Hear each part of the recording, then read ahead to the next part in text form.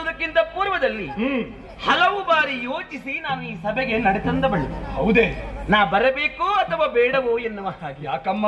ಸಾಮಾನ್ಯವಾದಂತಹ ಸಭೆಯಲ್ಲಿ ಬ್ರಹ್ಮ ಸಭೆ, ಹಿರಿಯರು ಸೇರಿದ್ದಾರೆ, ಜ್ಞಾನಿಗಳು ಸೇರಿದ್ದಾರೆ.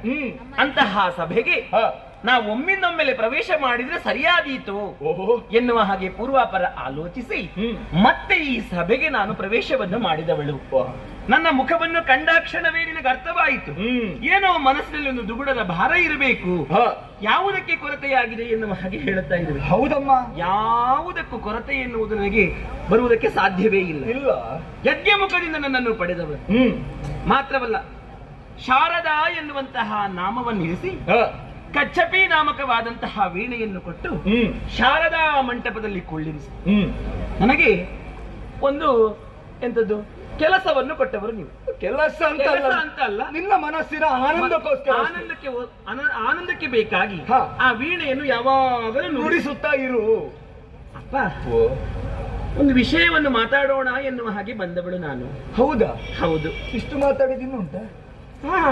ಇನ್ನು ಪ್ರಾರಂಭ ಆಗಬೇಕಷ್ಟೇ.